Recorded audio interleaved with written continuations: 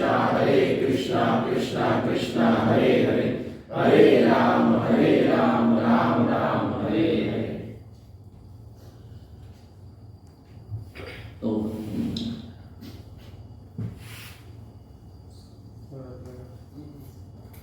परम मंगल में परात्पर ब्रह्म अखिलेश्वर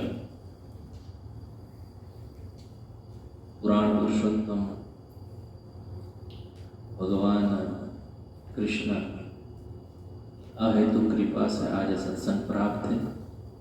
श्री पीछे बैठे प्रभु आइए आगे दीक्षित प्रभु एवं उनकी धर्मपत्नी कृष्णा माता जी के सहयोग से आज सत्संग हम करने जा रहे हैं। उनके लिए हरे कृष्ण महामंत्र से अभिवादन करेंगे। हरे कृष्णा कृष्णा कृष्णा हरे हरे, हरे राम राम राम हरे हरे। तो जीवन में जब सुकृत बढ़ता है तब भगवान की कथा सुनने का अवसर प्राप्त होता है। ज़्यादातर इनको ज़्यादा नहीं करता है, थोड़ा बहुत आवाज़ बन रही है।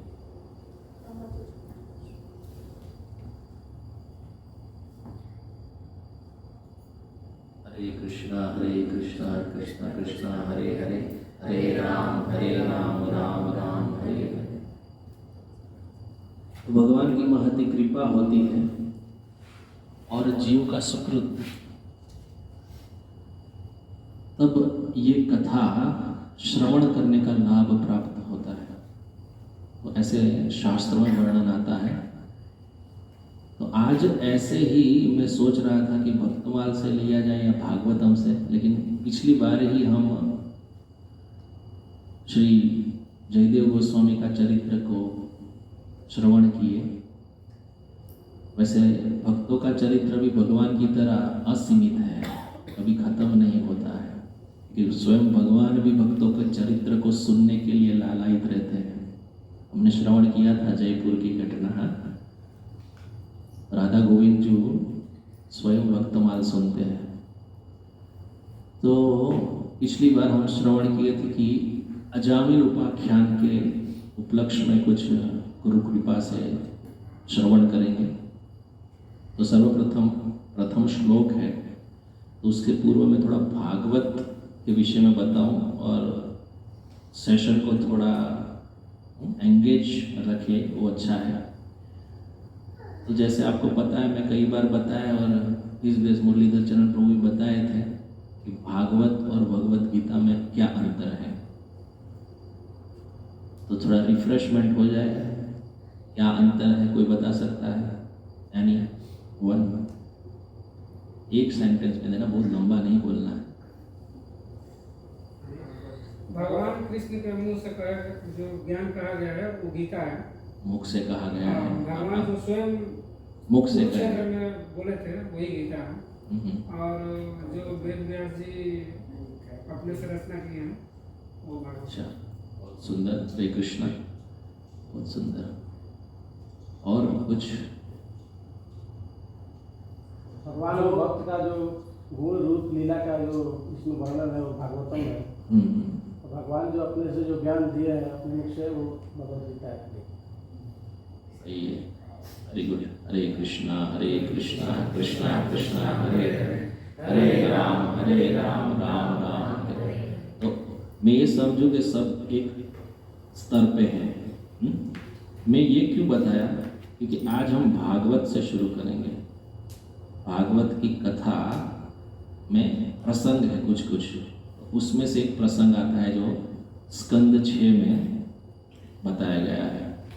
अजामिल नामक एक ब्राह्मण था, उसके विषय में।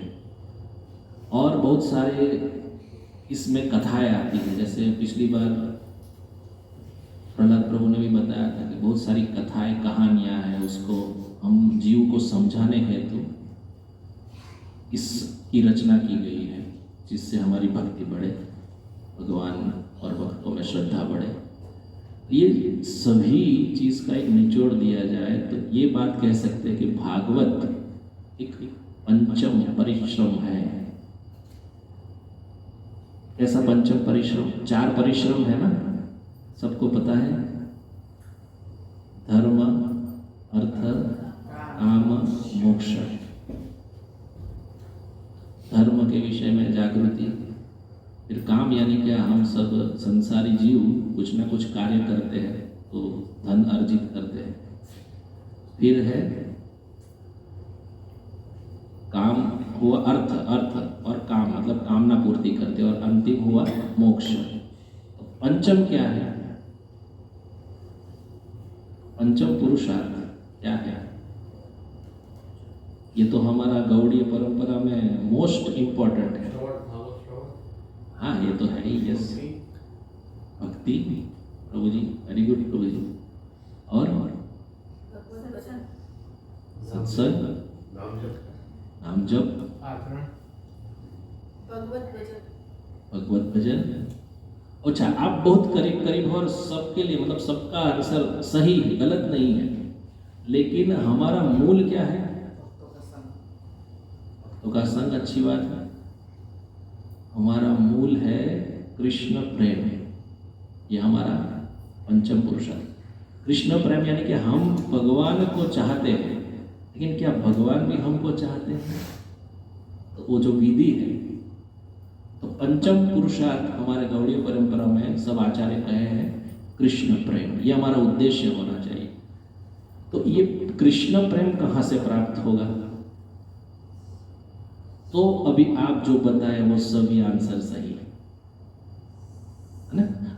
जो हमारा उद्देश्य है वो आपका आंसर है, लेकिन जो हमको करना है और हमारा जो एक मोटिव होना चाहिए वो कृष्ण प्रेम है। तो सभी आंसर सही है। सबके लिए हरे कृष्ण महामंत्र, हरे कृष्णा कृष्णा कृष्णा हरे हरे, हरे राम राम राम हरे हरे। मैं इसलिए बता रहा हूँ कि श्रीमद् भागवतम में 12 स्कंद है, 12 विभाग है, और 12 विभाग में अध्यायों में हम कुल मिलाकर देखें तो 335 अध्याय है।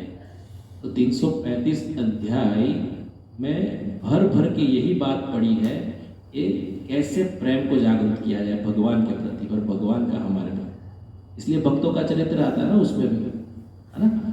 तो भगवत प्रेम हमारा पंचम पुरुषार्थ है। तो सब 17 पुराण की रचना की, जैसे आपने बताया श्री व्यासदेव ने रचना की 17 पुराणों की, महाभारत जैसा महाग्रंथ लिखा, तो भी वो संतुष्ट नहीं थे। क्यों नहीं थे संतुष्ट? इसी कारण से कि वहां पे भगवान, जैसे आपने बताया प्रभु, एक भगवान के नाम रूप गुण लीला का वर्णन या संकलन उन्होंने नहीं किया था। तो नारद जी आते हैं गुरु के स्वरूप में और उनको ये बताते हैं, और तब जाके उनको जागृति आती है कि ये बात तो सही है, मैंने लिखा नहीं। जैसे ही वो इसको लिखते हैं उनका सब जो शोक था वो दूर हो जाता है। बहुत कथा लंबी है, मैं शॉर्ट में समझाऊं। भागवत है वो निवृत्ति मार्ग, यानी क्या है? जो व्यक्ति सांसारिक वस्तुओं से मन से निर्लेप हो जाता है उसके लिए भागवत उत्तम है। क्योंकि एक्चुअली भागवत भी उसी लिए पढ़ा जाता है कि जब हम इससे निवृत्त हो पाए। ऐसा नहीं कि वो निवृत्त हो गया तभी भागवत पढ़ेगा, लेकिन जो उस पद पे है वो इस बात को सही तरीके से पकड़ पाएगा। तो भागवत की रचना श्रील वेद व्यास ने की है, संकलन। क्योंकि वेद और वेदांत ये सब तो भगवान से उद्भूत है, और संकलन किया है व्यासदेव जी ने। और उस संकलन के द्वारा हमको समझना है कि इसमें हमको भगवत प्रेम कैसे प्राप्त किया जाए। तब जाके सब आता है, सत्संग करना, नाम जप करना, संकीर्तन करना, ये सभी। तो मूल बात मैं आपको यही बता रहा था कि भागवत ऐसा ग्रंथ है, उसकी अनंत महिमा है। तो भागवत के 6ठे स्कंद में प्रथम अध्याय का प्रथम श्लोक की आवृत्ति हम करेंगे। थोड़ा थोड़ा सब लोग पढ़ेंगे भी, तो मेरे साथ आप बोलिए। श्री परीक्षित उवाच निवृत्ति मार्ग कथित आदो भगवता यथा उपलब्धेन ब्रह्मणा यद संस्कृतिः निवृत्ति मार्ग कथित आदो भगवता यथा क्रमयोगे उपलब्धेन ब्रह्मणा यद संस्कृतिः निवृत्ति मार्ग कथित आदो भगवता यथा क्रमयोग उपलब्धेन ब्रह्मणा यद संस्कृतिः पढ़ेंगे कोई भी पढ़ी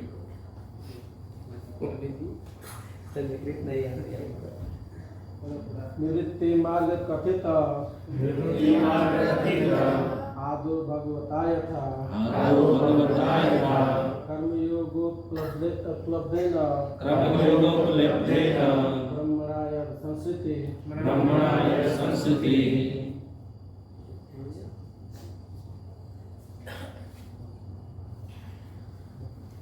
निवृत्ति मार्ग कथित आदो भगवता यथा कर्मयोग उपलब्धेन ब्राह्मणाय संस्कृतिः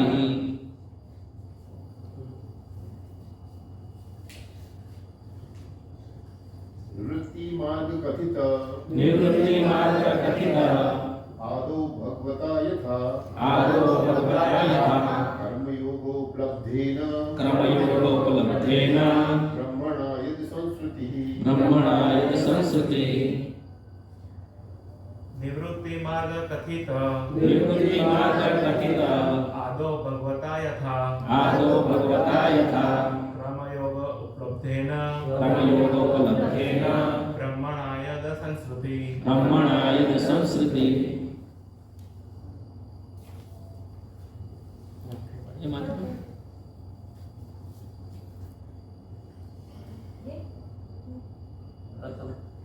निवृत्ति मार्ग कथित आदो भगवत यथा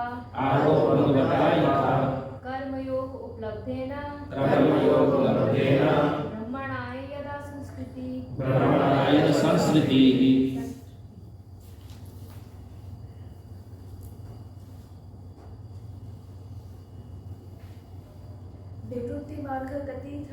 निवृत्ति मार्ग कथित आदो भगवता यथा कर्मयोग उपलब्धेन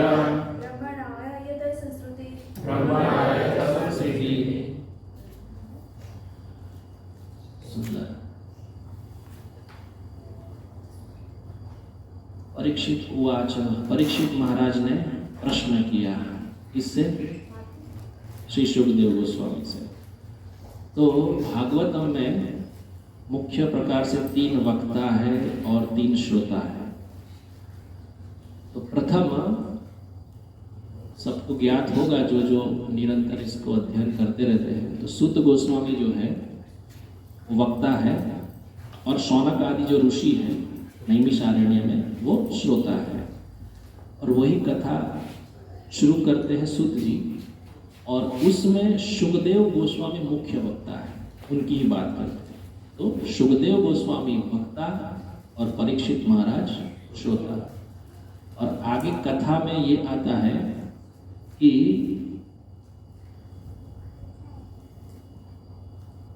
मैत्रेय मुनि वक्ता है और विदुर जी श्रोता है। ठीक है, तो इस प्रकार से है। तो ये 6ठे स्कंद के प्रथम अध्याय का प्रथम श्लोक, उसमें परीक्षित महाराज कहते हैं कि हे सुखदेव गोस्वामी, आपने पंचम अध्याय के अंतिम अध्याय में नरकों का वर्णन किया। सृष्टि का वर्णन भी हमने सुना, उसके पश्चात नरकों का, भयंकर घोर नरकों का वर्णन हमने श्रवण किया। तो उन नरकों में जिसका जाना निश्चित हो गया है, उन व्यक्ति या मनुष्य को उस घोर नरक में जाने से किस प्रकार रोका जाए, क्या ऐसा जतन या कुछ किया जाए जिससे वो नरक में ना जाए। ये प्रश्न आगे आएगा, लेकिन यहाँ पे बता रहे हैं कि जनरली निवृत्ति मार्ग के विषय में हमने श्रवण किया, तो निवृत्ति मार्ग और प्रवृत्ति मार्ग 2 मार्ग है। तो ये बात तो प्रचलित है कि कोई यहाँ पे शरीर छोड़ता है तो कोई तो है वो चला जाता है। सबके विषय में ये तो ज्ञान होगा, इस संसार में ये बात प्रचलित भी है। तो शरीर छोड़ने के बाद वो कौन चला जाता है? आत्मा, जो हमारा स्वरूप है वो। और कुछ ऐसा भी से कहते हैं कि शरीर ही सब कुछ है, आत्मा कुछ नहीं है। ऐसे लोगों की भी गिनती आती है, लेकिन वो भी यही बात करते हैं कि वो चले गए, दिवंगत हो गए। हालांकि वो बात मानते नहीं है, लेकिन वो बात सत्य है कि कोई तो जा रहा है, कोई तो गया है। तो ऐसे नास्तिकवाद का भी बहुत प्रचार हुआ है। जैसे मैंने पहले भी बताया था, आपको याद होगा, एक नास्तिकवाद पैदा हुआ था। कौन था? चार्वाक। बोलता है भस्मीभूतस्य देहस्य पुनरागमनं कुतः। जब एक बार मृत्यु हो जाती है तो फिर पुनरागमन होता नहीं है, इसीलिए जितना ब्याज पे लो, पैसा लो, मौज उड़ाओ, घी खाओ और सब कुछ उधारी बना के रखो, फिर मर जाने के बाद कौन पूछने आता है। ये सब बेकार बातें हैं, शास्त्र के विरुद्ध है। लेकिन बात मूल ये है कि कोई शरीर छोड़ा मतलब कोई तो गया। तो यहाँ पे परिस्थिति के हिसाब से सब पूछते हैं कि निवृत्ति यानी क्या, जो जीवन काल में भी निवृत्त होते हैं इंद्रियों के विषय से, और जब शरीर छूटता है तभी भी वो निवृत्त होते हैं। तो उसकी 2 प्रकार की बात प्रचलित होती है ना, एक स्वर्गवास हो गया और कोई कहते हैं कि ये तो भी नरक में जाएगा उसके कर्मों के हिसाब से। तो स्वर्ग और नरक 2 चीज़ों का वर्णन मिलता है हमको शास्त्रों में। तो परीक्षित महाराज ने प्रश्न किया था श्री सुखदेव गोस्वामी से 5वें अध्याय में कि नरक जो है वो पृथ्वी से कहाँ पे है, पृथ्वी पे है, इस ब्रह्मांड में है, ये कहाँ है। तो हम लोगों को भी ये जागृति थी कि ये बात तो जानने योग्य है, जो नरक है वो कहाँ पे स्थित है। तो भयंकर नरकों का वर्णन करते हुए सुखदेव गोस्वामी के समक्ष परीक्षित महाराज ये बात रखते हैं, और परीक्षित महाराज को सुखदेव गोस्वामी बताते हैं, क्या बताते हैं, नरक इसी ब्रह्मांड के अंतर्गत ही है, पृथ्वी के दक्षिण दिशा की तरफ। क्योंकि ये विषय बहुत बड़ा है, इसमें मत जाइए, क्योंकि 5वां अध्याय पूरा सृष्टि और पूरा ब्रह्मांड भूमंडल के विषय में। तो मैं मेन बात जो यहाँ रखने जा रहा हूँ वो ये है कि प्रश्न है कि नरक कहाँ है। तो इसका एड्रेस बता रहे हैं श्री सुखदेव गोस्वामी, पृथ्वी का जो दक्षिण दिशा में ब्रह्मांड के अंतर्गत ही एक गर्भ समुद्र है, बिल्कुल उसके ऊपर है, और उसके ऊपर पितृलोक है। वहाँ पे जो पापी गण है उसको भयंकर यातनाएं दी जाती है। पितृ में उसकी ऑफिस है, ऑफिस नरक में नहीं है, वहाँ तो सीधा दंड ही किया जाता है, लेकिन पितृगण में उसकी ऑफिस है। वहाँ से जीव वहाँ नरक में गिरता है, जो पाप पूर्ण कर्म करता है उसको वहाँ लिया जाता है। तो परीक्षित महाराज सुनकर विह्वल हो गए ये बात, और उनका हृदय द्रवित हो गया।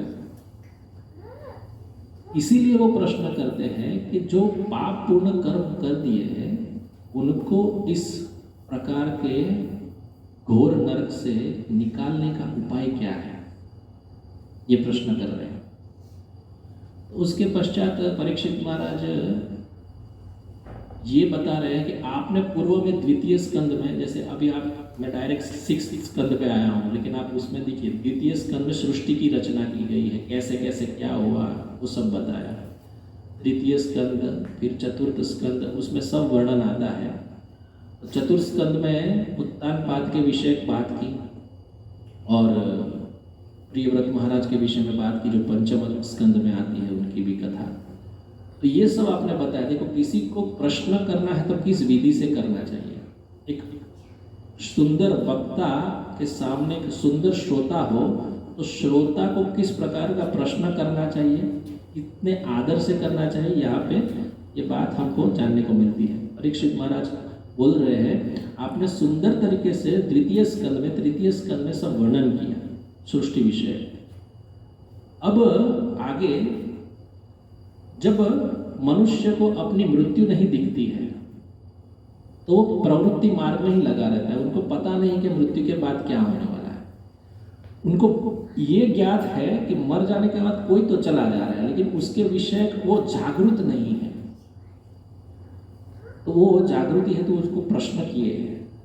तो आगे श्लोक नंबर 2 में बोलते हैं, प्रवृत्ति लक्षण चैव त्रैगुण्य विषयो मुने जो सावलिन प्रकृतेः गुण सर्ग पुनः पुनः। तो दूसरे श्लोक में बोलते हैं, हे मुनि सुखदेव गोस्वामी, 3 गुण के संक्रमण से मुक्त नहीं होता है। यानी 3 गुण सबको बांधे रहता है। कौन कौन सा है? सात्विक, राजसिक, तामसिक। ये 3 गुण से जीव बद्ध है। वह विभिन्न प्रकार के शरीर प्राप्त करता है अपनी अभिरुचि के हिसाब से। जिसकी जैसी इच्छा होती है उस प्रकार से उसको शरीर प्राप्त होता है। तो वह इस प्रवृत्ति मार्ग से गुजरते हुए निकलता है। क्यों? क्योंकि वो इच्छा उसने वो धारण की है। जैसे जिसकी इच्छा बहुत मांस मच्छी खाने की है ना, तो कहीं ना कहीं वो जानवर बनेगा। प्रभुपाद तो बोलते थे, we are all human, we are not animal. Means जो यदि मांसाहार करता है उसको निश्चित ही प्राणियों में मिलने वाला है, जैसे कुत्ता, शेर, बिल्ली। तो यहाँ पे ये बताते हैं उनकी इच्छा के माध्यम से 3 गुण से बंधे हुए होते हैं। उसमें से 2 प्रकार के जो व्यक्ति है, मतलब प्रवृत्ति मार्ग में लगे हुए और निवृत्ति मार्ग में। तो प्रवृत्ति मार्ग में लगे हुए भी भगवान की प्राप्ति हो सकती है, ऐसा है विधान, लेकिन वो श्रेष्ठ नहीं है। श्रेष्ठ है निवृत्ति मार्ग में, यानी अपनी इच्छाओं का शमन करते हुए। जैसे हमको मनुष्य जन्म मिला है तो मनुष्य जीवन का उद्देश्य हमको ज्ञात नहीं है।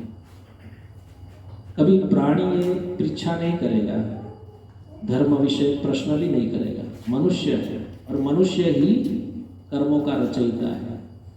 मनुष्याणाम क्या है? मनुष्याणाम, मनुष्य ही केवल कर्म का रचयिता है। तो मनुष्य जीवन मिलते हुए भी हम इस प्रकार के कार्य में नहीं लगते हैं जहाँ से इस दुर्गति से निकला जाए।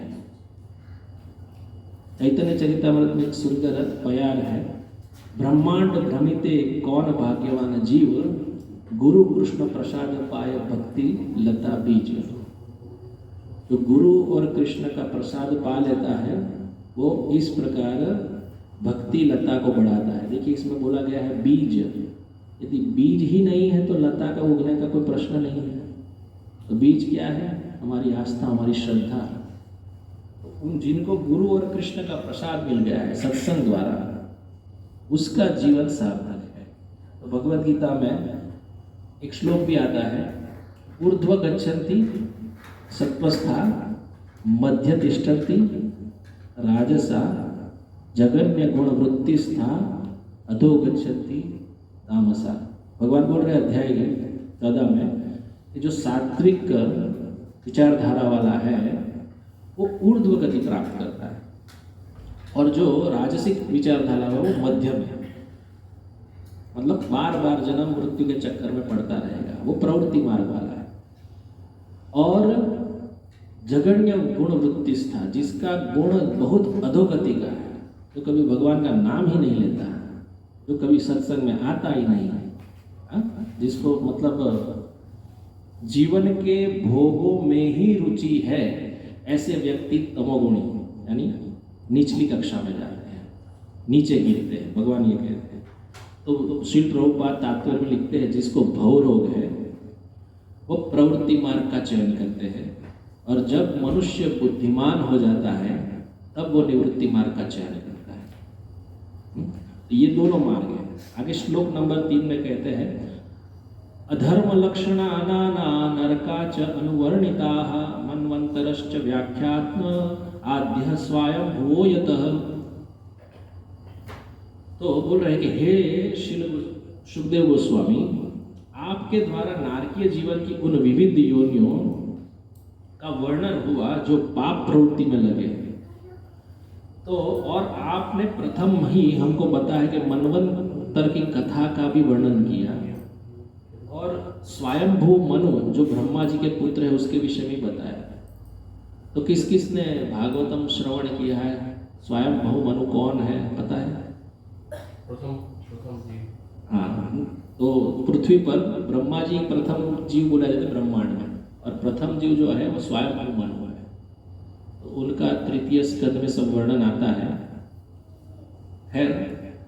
तो जो मनुष्य, यहाँ पर एक बात लिखी गई, अधर्म लक्षणा नाना नरका, नाना नरका, जो अधर्म का आचरण करते हैं उसको नाना प्रकार के नरकों में डाला जाता है। अभी कुछ कुछ का प्रश्न ये है, नरक किसने देखा है? ये तो सब धमकाने की बात है। प्रश्न आता है ना ऐसा। तो मैं एक क्लू दूं आपको, जब कोई व्यक्ति बहुत दुराचारी है या तो उसकी जो फ्रेंडशिप ऐसे ही लोगों से होगी जो दुष्ट है, हमेशा वो ऐसा ही करेगा, चोरी करेगा या तो फिर धोखाधड़ी करेगा और स्त्री गमन करेगा या जो भी, तो समझ लेना ये नर्क रिटर्न है। कुछ न कुछ कार्य से उसको मनुष्य शरीर मिला है, लेकिन ये नर्क से। और कुछ थोड़े ऐश्वर्यवान होते हैं, भले ही प्रवृत्ति मार्ग में लगे हो, ऐसा नहीं है, लेकिन उनको भगवान प्रति श्रद्धा है, राजसी गुण में रहेंगे लेकिन श्रद्धा है। और एक बुद्धिमान व्यक्ति का स्तर होगा जो हमेशा शास्त्र विषय कार्य ही करेंगे, धर्म के विरुद्ध कभी नहीं जाएंगे। समझ लेना वो स्वर्ग रिटर्न है। और जो इस सभी चीज़ों से उपराम हो चुका है, भगवान के नाम जब में सत्संग में रुचि रख रहा है, वो विशुद्ध सत्व में स्थित है। ये स्थिति थोड़ी ऊपर है, हम लोग की अभी वो स्थिति नहीं है, लेकिन कहने का तात्पर्य है कि स्वर्ग रिटर्न भी हमको पता चल जाएगा उसके कार्यकलाप से, और नरक का भी। तो यहाँ बोलते जो अधर्म लक्षणा नाना नरका च अनुवर्णिता। आपने पंचम अध्याय के पंचम स्कंद के अंतिम अध्याय में इस सभी का वर्णन किया। जैसे उसमें से मैंने मुख्य मुख्य बताऊं, नरकों का 28 प्रकार का नरक मुख्य वर्णन किया सुखदेव गोस्वामी ने। उसमें एक नरक का वर्णन किया जिसका नाम है कुंभिपाकम। कुंभिपाकम नरक ये है जो आसुरी प्रवृत्ति वाला है और मदिरा पान करता है, दुष्ट नीति अपनाता है। ये सभी कुंभिपाक नरक में डाले जाते हैं। कुंभिपाक नरक में क्या होता है? कढ़ाई में जैसे वो मांस मच्छी मदिरा पान जैसा भी करता है ना कार्य, सेम उसे उसको अप्लाई किया जाता है और खौलते हुए तेल में उसको नहीं, वो तो मीट वाला भी है, जो मीट वाला है। तो हाँ, मदिरा वाला भी जो है ना, उसके लिए लोहा शीशा बोलते हैं ना उसको पिघला के गरम गरम उसको पिलाया जाता है, और जो मांस खाता है उसको तेल में फैलाया जाता है। तो ये जो सब वर्णन सुना उन्होंने, तो काम गए। प्रथम श्लोक की आवृत्ति हम कर रहे हैं, उसके साथ साथ आगे के श्लोक ले रहे हैं।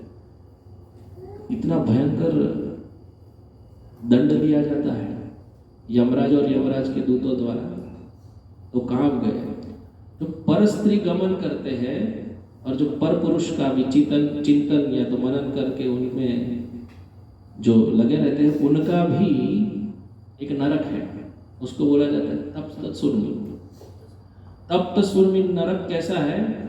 जिसमें जिसकी जैसी आसक्ति लगी है, मानो स्त्री की पुरुष में या पुरुष की स्त्री में, पर स्त्री पर पुरुष, उसको एक गरम गरम लोहा स्त्री का बनाया जाता है, उसके साथ आलिंगन किया जाता है, जबरदस्ती कराया जाता है।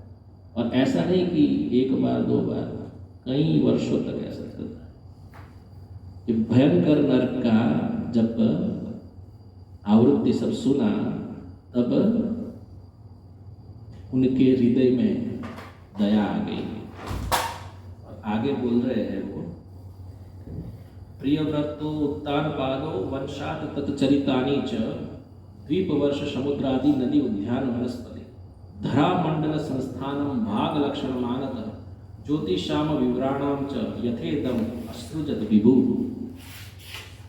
हे प्रभु, आपने राजा प्रियव्रत जैसे मैंने बताया और उत्तानपाद का कुलों का और गुणों का वर्णन किया। पूर्ण पुरुषोत्तम भगवान ने इस भौतिक जगत की रचना विविध ब्रह्मांडों, लोकों, ग्रहों, नक्षत्रों, समुद्रों सबके साथ की है। तो भगवान ने जो सृष्टि की रचना की उसके विषय वो बात कर रहे हैं, और जो मूल प्रश्न है वो बाद में आएगा, जो मैं बता रहा हूँ अभी। तो ये सब जो रचना आपने मुझे श्रवण कराई, उनके लक्षण विभिन्न भिन्न है। ये इस धरातल, इस आकाश मंडल जो ब्रह्मांड में सब आता है ना, इस सब की रचना आपने मुझे बताई किस प्रकार से भगवान ने की है, तथा इनमें रहने वाले जीवों का बहुत ही स्पष्ट वर्णन आपने दिया। तो यहाँ से हमको जानकारी मिलती, प्रभुपाद लिखते हैं कि भगवान की सृष्टि जो है ये इसमें फेरफार कोई नहीं कर सकता। जैसे समुद्र है वो समुद्र, जैसे अटलांटिक महासागर जहाँ स्थित है वहाँ स्थित रहेगा, जहाँ पे हिमालय की चोटी है वहाँ रहेगा। कोई वहाँ जाके फ्लैट जमीन नहीं कर सकता, या तो समुद्र को सुखा के या उसको भर के पूरा घर नहीं बना सकता। इतना सामान ला के रखेगा, धोएगा और उसको करेगा। यहाँ पे हम देखते हैं कुछ थोड़ा थोड़ा करते हैं, लेकिन 1 किलोमीटर 2 किलोमीटर में तो आउट हो जाते हैं। तो भगवान की सृष्टि के विषय जो बात सुनी परीक्षित महाराज ने, तो श्री सुखदेव गोस्वामी के वक्ता के रूप में उनकी प्रशंसा कर रहे हैं कि आपने सुंदर तरीके उनको श्रवण कराया। तो कृष्ण की शक्ति भगवत गीता में आता है कि अहम सर्वस्व प्रभव। ऐसे बोलते हैं भगवान भी, मत्त परतरम नान्यत किश्चिदस्ति धनंजय। मत्त परतरम नान्यत किश्चिदस्ति धनंजय। मेरे अलावा कुछ संसार में है ही नहीं, मैं ही सर्वोपरि हूँ। आगे बोलते हैं, मयि सर्वमिदं प्रोक्त सूत्रे मणि गणा इव। भगवत गीता का श्लोक है ये। मेरे में सब इस प्रकार से गूंथा हुआ है जैसे धागे में मोती परोया हुआ है। इस प्रकार से बताते हैं। तो ये बात को समझने के लिए समय लगता है, क्योंकि बहुनाम जन्मनाम अन्ते ज्ञानवान माम प्रपद्यन्ते वासुदेवम सर्वमिति सब महात्मा सुदुर्लभ। कृष्ण को समझना आसान नहीं है। हम लोग समझते हैं कि कृष्ण, लेकिन सरेंडर या तो हमारा कितना झुकाव है वो हमारे कार्यकलाप से पता चलता है। मुश्किल से हम व्रत कर पाते हैं, कोई करता होगा रेगुलरली, कभी कभी कि चलो एकदम छोड़ देते, एकादशी चलता है, नाम जप में रुचि नहीं होती है, ये सब चलता रहता है। यदि इतना भव्य, इतना भगवान परमेश्वर का स्वरूप है, उसके विषय में जो सब उन्होंने बनाया, उसके विषय में हमारा इतना झुकाव, कमजोर, वो बात मेरे हिसाब से देखा जाए तो हमारी शरणागति इतनी स्थिर नहीं है। जिन्होंने सृष्टि की रचना की, हम जैसे जीवों को आकाश, पाताल, जमीन, समुद्र, पानी, सब वनस्पति, यहाँ पे यही बात बता रहे हैं। ये सब की सगवड़ दी, इस सब को हम भोग कर रहे हैं, लेकिन जो भोगता है उसके विषय में, भोक्तारम यज्ञ तपसाम सर्वलोक महेश्वर, भगवत गीता 5वां अध्याय श्लोक। मैं ही भोगता हूँ, भगवान बोलते, भोक्तारम यज्ञ तपसाम सर्वलोक महेश्वर, सर्वलोकों का महेश्वर। तो बात बताने की मूल है, ये सब प्रशंसा कर रहे हैं। आगे बोलते हैं, अभी प्रश्न जो मैं किया वो, अधुनेह महाभाग यथेव नरका नर नानोग्र यातना न यात तत्मे व्याख्या तुम अर्हसी। व्याख्या कीजिए कि जिनका अधूर है, महाभाग बोल रहे हैं। महाभाग किसको बोल रहे हैं? परीक्षित महाराज श्री सुखदेव गोस्वामी को। हे महाभाग, हे ऐश्वर्यवान श्री सुखदेव गोस्वामी, आप मुझे नरकों का वर्णन किया, लेकिन मुझे ये बताइए जिसका नरक में जाना कंफर्म हो चुका है, ये पाप पूर्ण कर्म किया है और ये व्यक्ति अभी निश्चित नरक में जाएगा, उन जीवों को नरक से निकालने की विधि क्या है, या तो कैसे उनको बचाया जाए? देखिए, जो वैष्णव होते हैं ना, वो पर दुख दुखी, दूसरे के दुख से दुखी होते हैं। परम वैष्णव है परीक्षित महाराज। कोई सामान्य व्यक्ति होता तो ज़्यादा इसमें इंटरेस्ट नहीं लेता। हाँ, पाप कर्म किया है, ठीक है, तो भुगतेगा ही, अच्छा हुआ, हम लोग तो जीवन में यही करते हैं, इसके साथ ऐसा ही होने वाला है, और उसको त्रास मिले, उल्टा हम उसको श्राप देते हैं। एक एक कर्म का लेखा जोखा बन रहा है। परमात्मा हमारे हृदय में स्थित है। ईश्वर सर्वभूतानां हृदयेषु अर्जुन तिष्ठति, और सब रिकॉर्ड हो रहा है।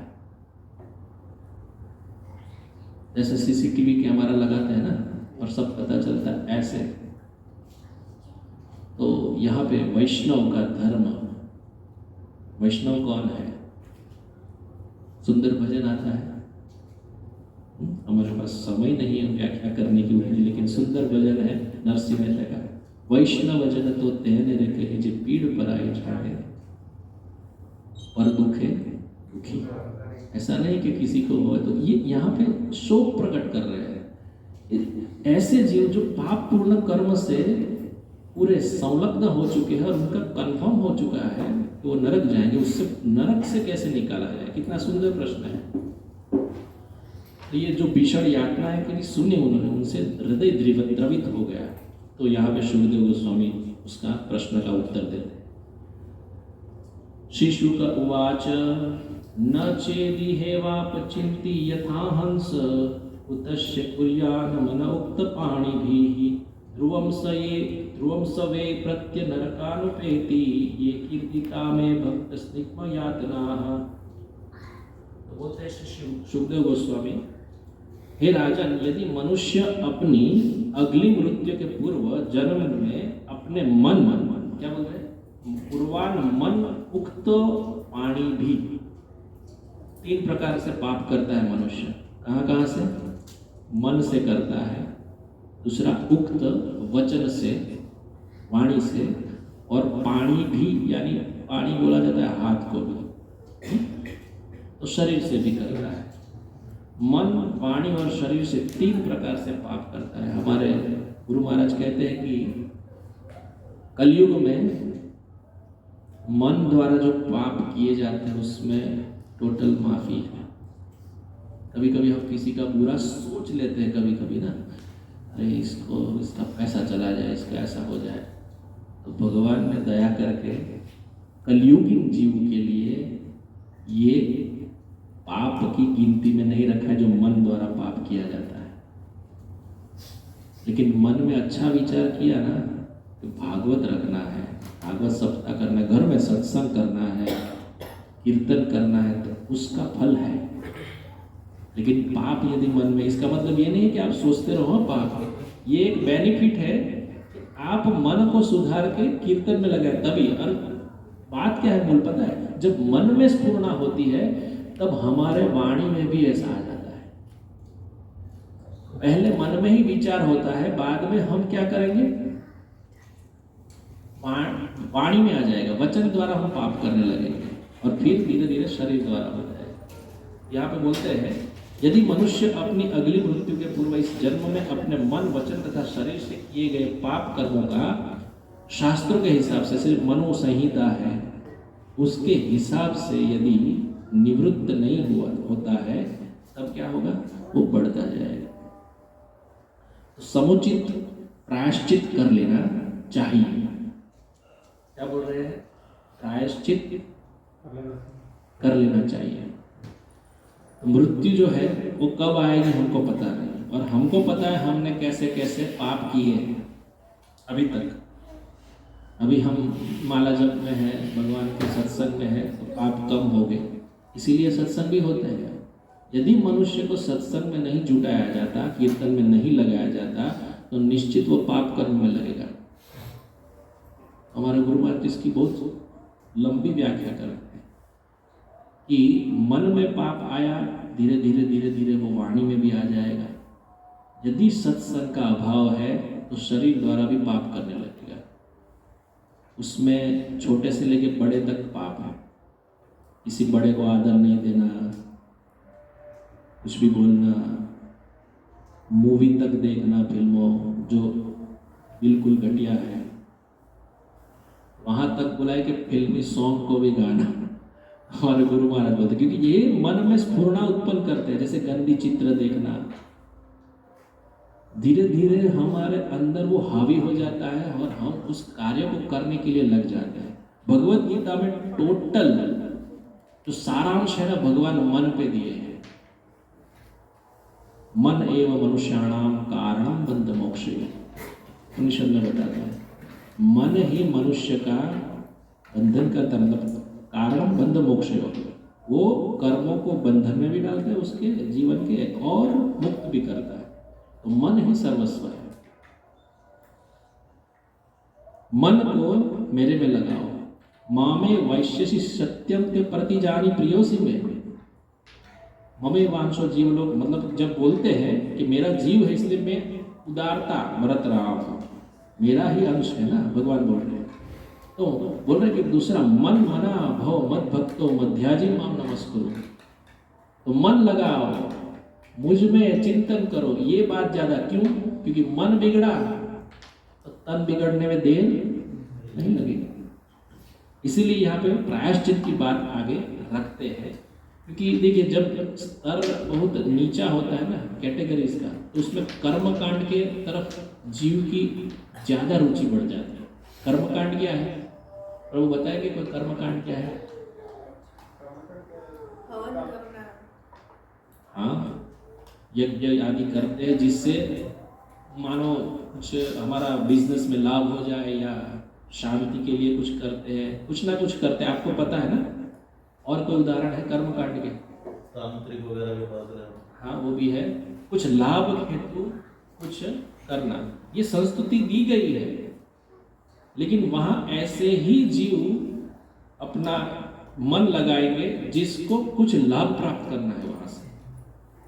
जैसे मेरी पोजीशन बढ़ानी है, मैं अभी मैनेजर नहीं बना तो मैं मैनेजर बन जाऊं, मेरे पास पैसे हो जाए, कुछ ना कुछ लाभ है, उसके लिए करते वो कर्मकांड। लेकिन उसको भी शास्त्रों में सम्मति दी गई है, क्योंकि उस लेवल से वो शुरुआत करेगा, तभी तो अंतिम लेवल तक पहुंचेगा।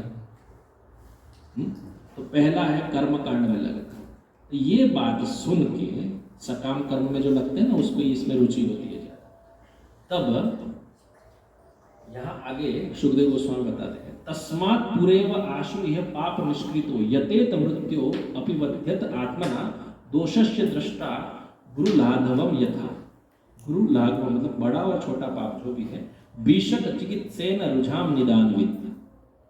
इस प्रकार प्रायश्चित करना है वो बताते हैं कि जिस प्रकार कोई एक वैद्य रोग को कितना बड़ा हुआ है और कितना कम है उसको जांच के उसकी दवा देता है, उस प्रकार को हमारे पाप को जांच के हमको निश्चित बड़ा या छोटा प्रायश्चित कर लेना चाहिए।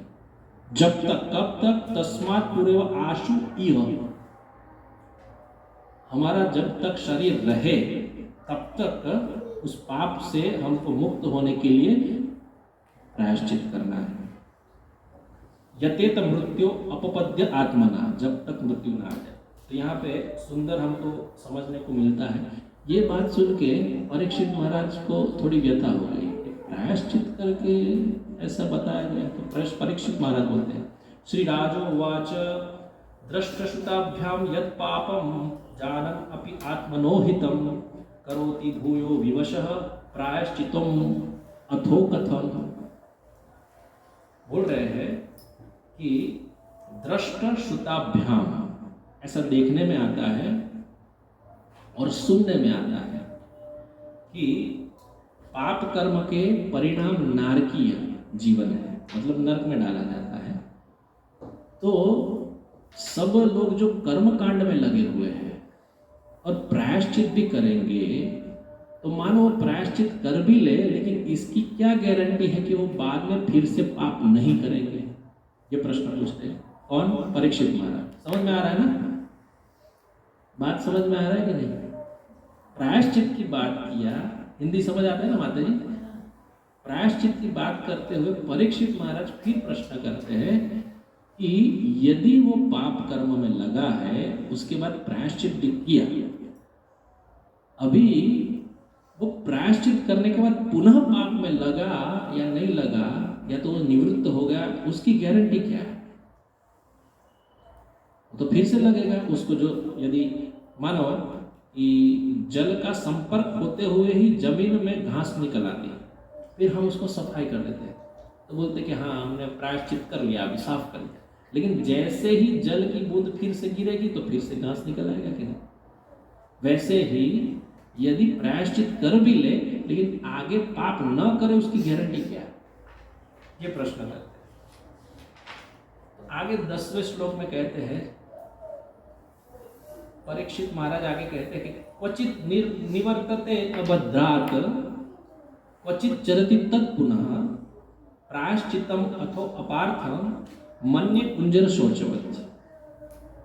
तो कभी कभी निवृत्त हो जाते अभद्रात्, यानी कोई खराब कार्य करते करते उसने छोड़ दिया, चलो खराब कार्य, जैसे मदिरा पान करना, मांसाहार, जो भी है छोड़ दिया। क्वचित चरति तत्पुनः, कभी कभी फिर वो संगति मिलेगी तो फिर पुनः लग जाएगा। प्रायश्चितम अथो अपार्थम मन्ये कुंजर शौच। इसको तो मैं ऐसा समझता हूँ कि जैसे कोई हाथी जल में स्नान करने जाए और फिर साफ सुथरा होके फिर से धूल में आके अपने आप को धूल से लपेट ले। ये हाथी क्या करता है जनरली, आपने देखा होगा, जल में सुंदर जलाशय देखता है, घुस जाता है, और घुसने के बाद सुंदर तरीके से नहाता है, और फिर बाहर आता है तो फिर से धूल डालता है शरीर में, फिर नहाया क्यों? उदाहरण देखिए, परीक्षित महाराज बताते हैं कि ऐसे व्यक्ति भी है जो पाप कर्म में लग चुके हैं, उसका नारकीय जीवन से बचने हैं तो प्रायश्चित भी कर ले, लेकिन बाद में पुनः उसको ऐसा कुसंगति मिलने के कारण फिर से वो पाप कर्म में लग सकता है। तो इसको तो मैं हाथी के स्नान जैसा समझता हूँ। तो श्री बादरायणी उवाच, यहाँ पे देखो बादरायणी उवाच, बादरायणी मतलब क्या? जो व्यासदेव के पुत्र है, उन्होंने कहा, मतलब श्री सुखदेव गोस्वामी। सुखदेव गोस्वामी क्या कहते हैं? कर्मणा कर्म निर्हारो न हयन्ति इष्यते अविद्यत अधिकारित्वात् प्रायश्चितम विमर्शनम। प्रायश्चितम विमर्शनम, आगे मानो यहाँ पे सुंदर एक बात बताते हैं श्रील विश्वनाथ चक्रवर्ती ठाकुर इसके विषय में लिखते हैं कि पहले ये प्रश्न किया ना, प्रायश्चित करो, तब मानो कि सुखदेव गोस्वामी श्री परीक्षित महाराज की परीक्षा ले रहे हैं, ये आगे क्या बताएंगे, इनको किसमें रस है। और यहाँ पे आते हुए वो समझ जाते हैं कि ये तो कुंजर शौचवत, मतलब क्या हाथी के स्नान बराबर समझ, तो वो परीक्षा में उत्तीर्ण हो गए कि ये बात तो उन्होंने समझ ली, इसका भाव बता रहे हैं। अब जानते हैं ना श्री विश्वनाथ चक्रवर्ती ठाकुर तो गौड़िया में है, उसको पता चलेगा। हमारे आचार्यों में एक आचार्य है जिन्होंने भागवत की और ज़्यादातर भगवत गीता की टीका लिखी, तो वो ये बता रहे हैं। तो यहाँ पे प्रभुपाद जी तात्पर्य में लिख रहे हैं कि परीक्षित महाराज श्री सुखदेव गोस्वामी के इस वचन से परीक्षित महाराज के वचन से श्री सुखदेव गोस्वामी प्रसन्न होते और उसको उत्तीर्ण, ये बात तो सही। तो आगे बोलते हैं प्रायश्चितम विमर्शनम, विमर्शनम यानी कि ज्ञान द्वारा, वेद वेदांत के ज्ञान द्वारा अर्जित करो। प्रायश्चित करना मतलब क्या है? सुखदेव गोस्वामी बताते हैं प्रायश्चित का मतलब कि जब कोई व्यक्ति कोई ऐसा कार्य करता है जिसमें उसके सकाम कर्म जुड़े हुए हैं और उसको काटने हेतु फिर से वो प्रायश्चित करता है, तो वो भी सकाम कर्म, क्योंकि कुछ पाने हेतु ही कुछ कर रहा है ना। इसलिए आगे बोल रहे हैं कि हे राजन, चूंकि अपवित्र कर्मों को निष्प्रभावित करने के उद्देश्य से किए गए कर्म भी सकाम होते हैं। जो सकाम प्रवृत्ति से छुटकारा नहीं दिला सकते तो प्रायश्चित के विधि विधानों के अधीन व्यक्ति है, वे तनिक भी बुद्धिमान नहीं है। कौन बुद्धिमान नहीं है? तो सकाम कर्म से लगे हुए हैं और उसके पीछे प्रायश्चित करते। तो मैं मानता हूँ आपकी बात सही है, तो वो ऐसे है, यदि वो सकाम कर्म है तो वो तमोगुणी है, ऐसा बताया है, तमोगुणी है। क्यों? क्योंकि उनको भोग वृत्ति में लगना है। तो जब तक तमोगुण से मुक्त नहीं हुआ जाता, एक कर्म से दूसरे कर्म का निवारण नहीं हो सकता। तमोगुण से निवृत्त नहीं हुए तब तक दूसरा कर्म भी तुम्हारा उसी प्रकार का होगा। यदि तुम अच्छी तरह से भी उसको संपन्न करो तो भी उसकी जो भावना है वो तो पाने की ही है। इसीलिए आप क्या करो, प्रायश्चितम विमर्शनम यानी ज्ञान द्वारा इसको समझो। और भगवत गीता में एक श्लोक है सुंदर, नहीं ज्ञानेन सदृशम पवित्रम विद्यते, और दूसरे बोलते हैं ज्ञानम लब्ध्वा परम शांति। ज्ञानम लब्ध्वा मतलब ज्ञान प्राप्त करके परम शांति का अनुभव करता है। चौथे अध्याय में भगवत गीता में आता है, भगवान अर्जुन को बता रहे हैं, ज्ञान को उत्तम बताया। तो पहला बताया प्रायश्चित, दूसरा बताया ज्ञान। तो ज्ञान द्वारा समझो, शास्त्र में क्या लिखा है उसकी तरह समझो। अभी आगे ज्ञान में क्या आएगा, प्रश्न है ना हमारा भी। हाँ ज्ञान है, ज्ञान में क्या है आगे बताएंगे।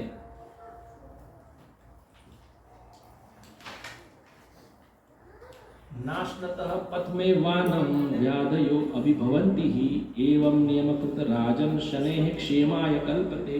हे राजन, यदि बीमार व्यक्ति वैद्य द्वारा बताया गया शुद्ध अदूषित अन्न खाता है तो वह धीरे धीरे अच्छा हो जाता है। नाश्नतः पथमेवान्नं व्याधयो अभिभवन्ति एवं नियमकृत राजन, जैसे नियम अनुसार शनेः मतलब धीरे धीरे से, क्षेमाय कल्पते धीरे धीरे से वो सही हो जाता है। कोई हमको रोग हुआ है और डॉक्टर बोलता है कि आपको ये खाना नहीं चाहिए, ये नहीं खाओगे तो आप धीरे धीरे इसमें सही हो जाओगे। ऐसे ही ये बता रहे हैं कि बीमार व्यक्ति वैद्य द्वारा बताया गया शुद्ध अदूषित अन्न खाता है तो वह धीरे धीरे अच्छा हो जाता है, तब वो संक्रमण से बच सकता है।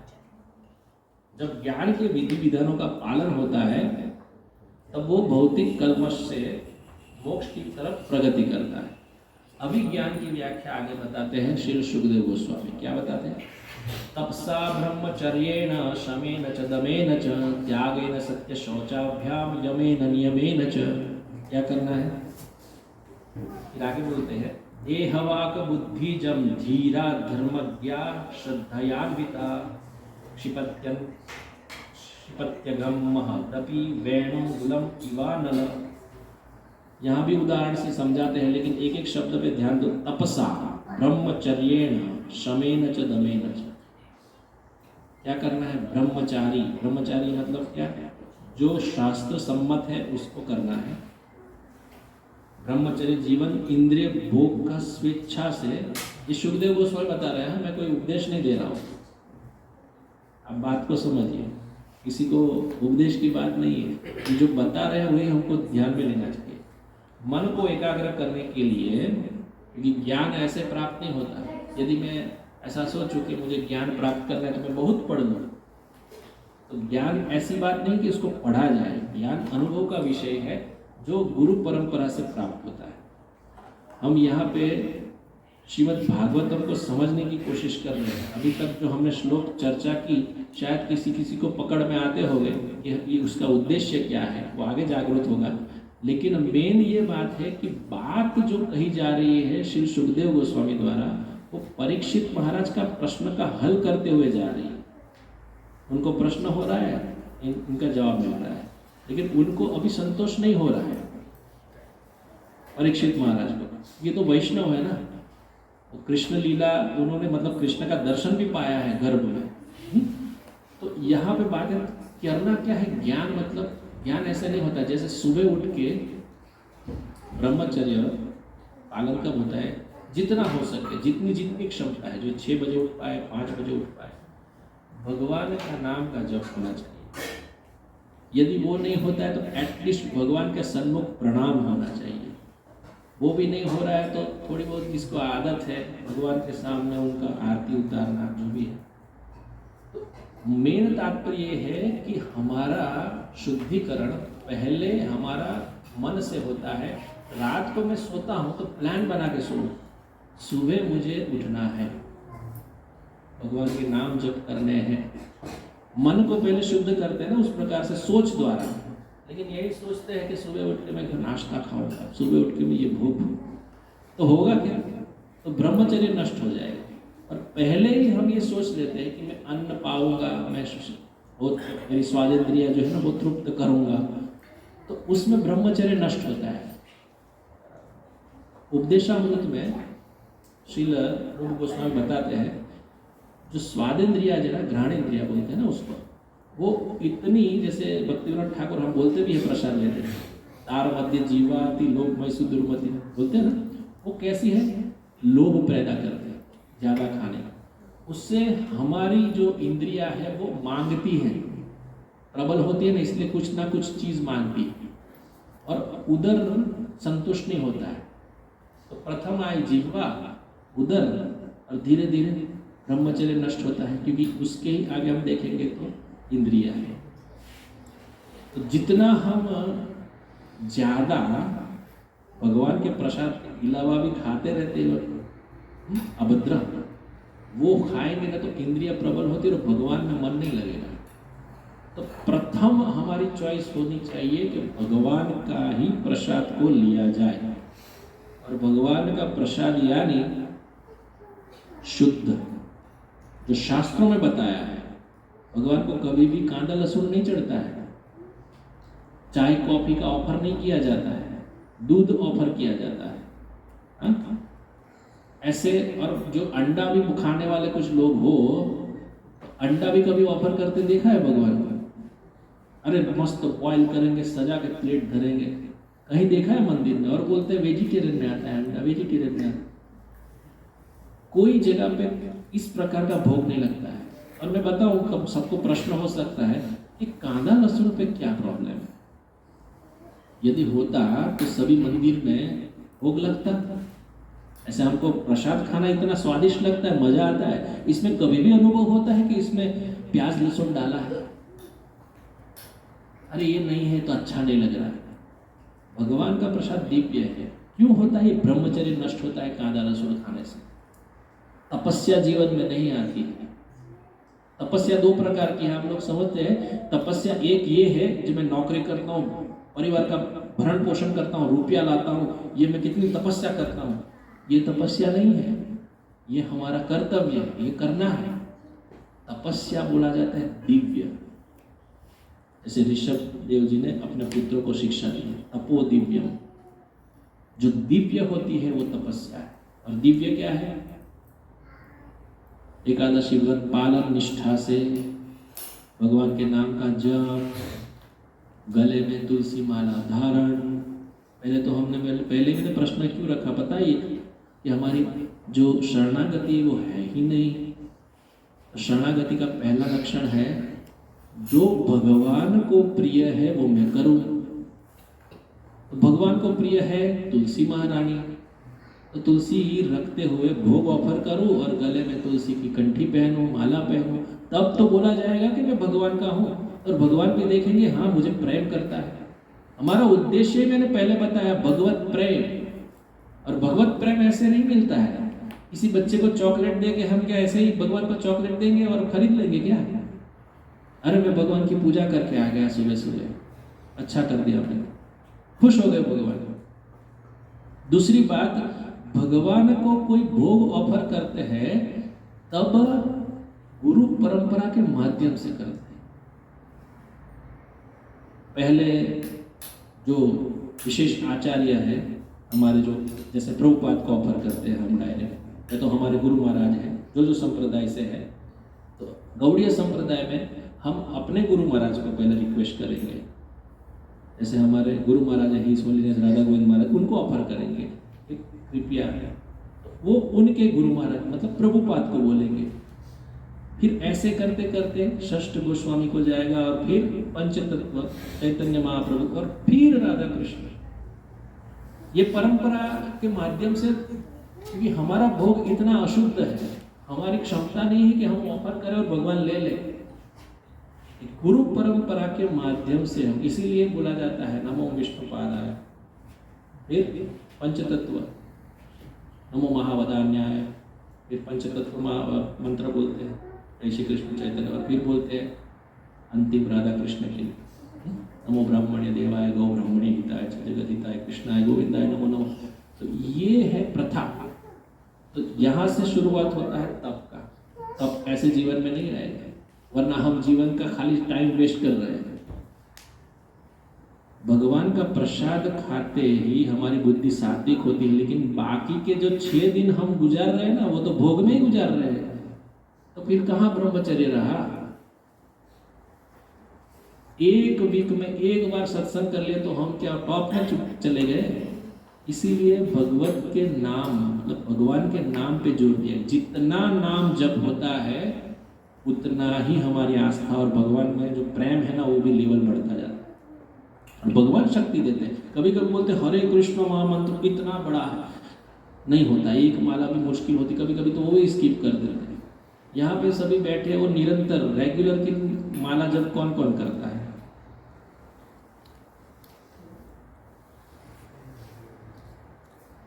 देखो हाथ भी थोड़ा शर्म के मारे नीचे नीचे कि भाई कैसा लगेगा। अरे करते तो करते ऐसा, 2 हाथ खड़े कर दो, ऐसा क्या प्रॉब्लम? ठीक है, अब ये मेजॉरिटी सब करते हैं। अभी इन सभी भक्तों को पूछा जाए आनंद की प्राप्ति होती है कि नहीं, तो देखना सभी बोलेंगे बहुत आनंद आता है। ये आनंद भगवान का स्वरूप है, सच्चित आनंद। यदि ये आनंद का कमजोर मतलब नहीं है जीवन में, तो समझ लो कि हम भजन में नहीं है, केवल टाइम पास कर रहे हैं। तो ये बात को रखना है। क्यों मैं बता रहा हूँ? क्योंकि ये जो बात बता रहे तपसा ब्रह्मचर्येण शमेन च दमेन च, ये कुछ करने की आवश्यकता नहीं होगी। देखिए भगवद गीता में भगवान 6ठे अध्याय में योगियों का सब बताते हैं कैसा कैसा है, लेकिन अंतिम क्या बोले पता है? 6ठे अध्याय के अंतिम श्लोक में योगिनामपि सर्वेषां मद्गतेनन्तरात्मना श्रद्धावान भजते यो मां समय युक्त तमो मत। भगवान का मत क्या है? तमो मत। मेरा मत ये है, मैंने योगियों की व्याख्या की, योगिनामपि सर्वेषां मद्गतेनन्तरात्मना, मुझे जो अंतरात्मा से जो बसता है, ऐसा श्रद्धावान जीव, श्रद्धावान भजते यो मां, जो मुझे श्रद्धा से बचता है वो ही मुझे प्राप्त होता है, वो मुझे प्रिय है। क्यों बताया भगवान ने? श्रद्धा मूल है, ऐसे ही नहीं किया चलो हमारी हाजिरी हो जाएगी। स्कूल जाते ना पहले तो मजा आता था, स्कूल जाने का मूड नहीं आता, तो बाजी मारने के लिए क्या प्रेजेंट टीचर को बता दो हम आगे। गांव में खास तरह ऐसा होता था, हम आगे पिछले रास्ते से वो निकल गया खेतों में। यही सत्संग में होता है, हमारा ध्यान तो उसमें रुचि है नहीं। आने चलो बोल देंगे, प्रभु जी को बोल देंगे कि हम एंटर हो गए, अभी चले जाओ, तुम अपनी दुनिया देखो, हम अपनी दुनिया देखो। ये भले के लिए बात कही जा रही है। क्यों? क्योंकि हर एक वैष्णव को ऐसा होता है कि उसका जीवन नारकीय स्थिति से उगर जाए, वो उसमें ना गिरे। इसलिए उसका सबसे बड़ा यदि उपाय है वो भगवत नाम है। हरे कृष्णा कृष्णा कृष्णा हरे हरे, हरे राम राम राम हरे हरे। ये जब अंदर ओतप्रोत हो जाता है ना, तो परम आनंद की अनुभूति होती है, और जो भी पाप कर्म है ना उससे हम निवृत्त हो जाते हैं। ये आचार्यों का मत है, मेरा नहीं। तो इस प्रकार से आगे बोल रहे हैं, इंद्रिय भोग स्वेच्छा से त्याग कर देना, दान देना, सत्यव्रत रहना, स्वच्छ पवित्र रहना। बहुत व्याख्या हो सकती है, समय के अभाव से हम कम करते हैं। विधि विधान का पालन करना जो भी शास्त्रों में दिया है। इस तरह धीरा सधर्मज्ञ ऐसा बोला गया है। देह वाक बुद्धि जम, धीरा धर्मज्ञ श्रद्धान्विता, क्षिपन्त्यन गमम महदपि वेणुगुण। अभी एक उदाहरण दे रहे हैं, किस प्रकार कि ये सब करने के बाद ये पाप ऐसे हैं जो बच जाएंगे इस पाप से। बांस के पेड़ के नीचे को जो लतरे सूखी पत्तियां रहती है ना, उसके समान है, जिन्हें अग्नि द्वारा जलाया जाता है। परंतु अवसर पाते ही ये सब करते करते क्या होता है, कर तो लेंगे लेकिन फिर सत्संग मिस हो गए। मानो कि नीरज प्रभु है, प्रहलाद प्रभु है, विजय भट्ट प्रभु है, अमरीश प्रभु, सभी है, माता सभी कहीं ना कहीं अभी चलो मेरा नौकरी चेंज हो गया, कहीं जाना हो रहा है, या तो हमको सत्संग नहीं मिले, इधर कोई केंद्र नहीं है। जैसे हमारे राधा माधव कुटीर है, बहुत सुंदर केंद्र है, जिससे हम वहाँ जाके वीक में एक बार जाते तो भी हम रिफ्रेश हो जाते हैं, है ना।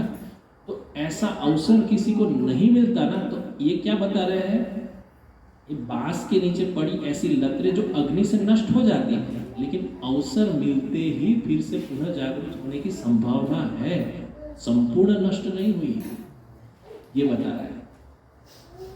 तो योग के विषय में भी बहुत कुछ मैंने बात की, वही बात है।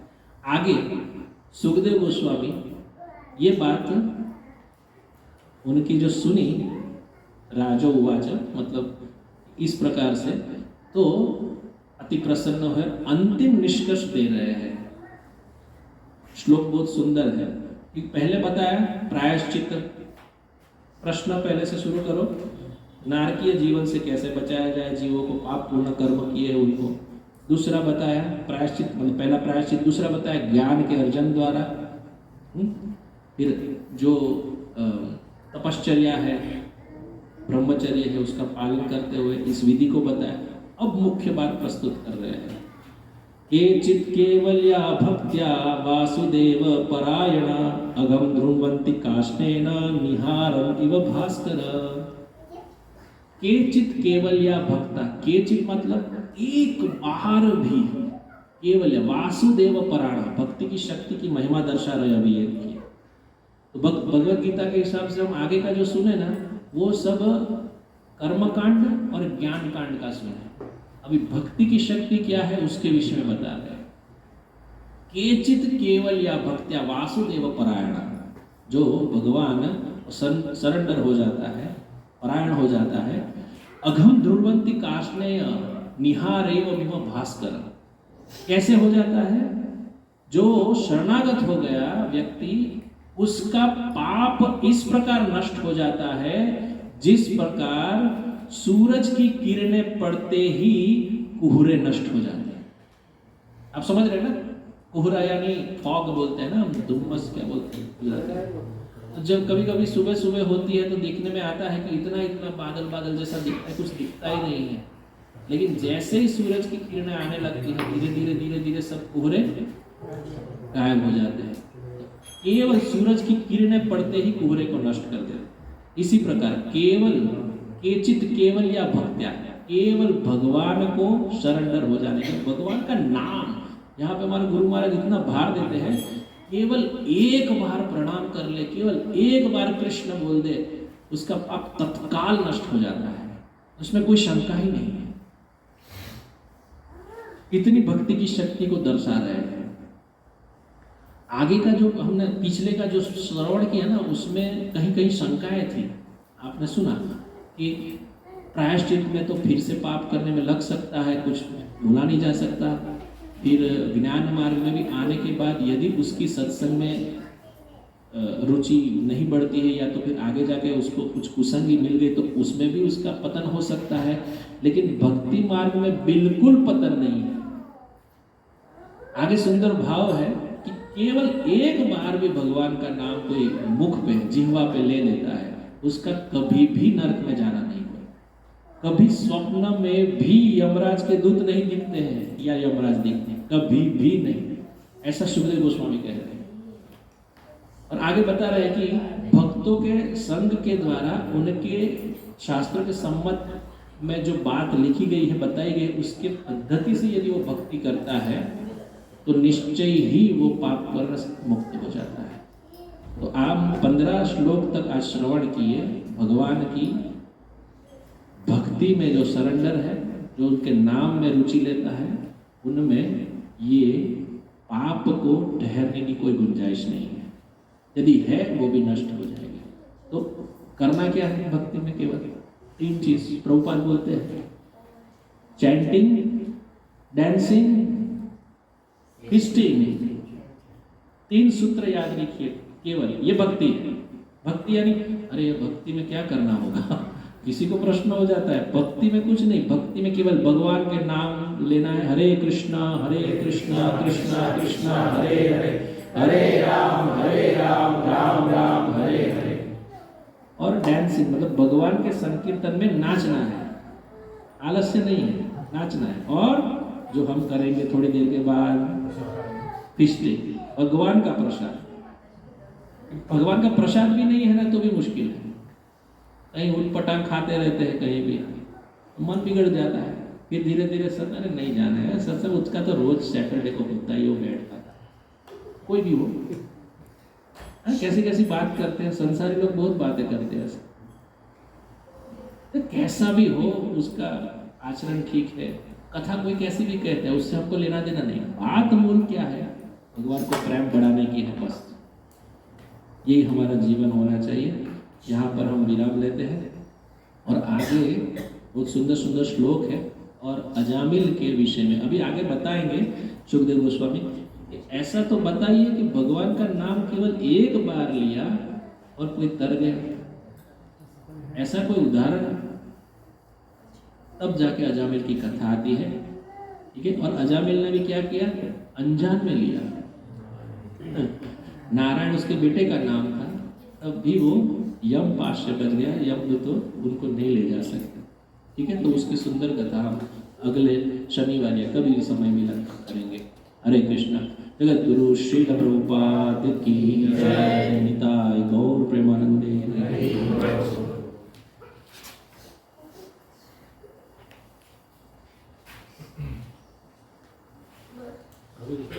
सुंदर कीर्तन सुना दीजिए 5 मिनट।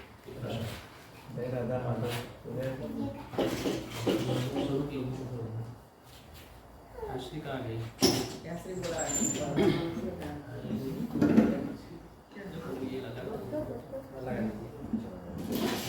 जो भी प्रभु आपको 5 मिनट केवल, सबको लेट ना हो। लेट हो तो भी कोई टेंशन नहीं है।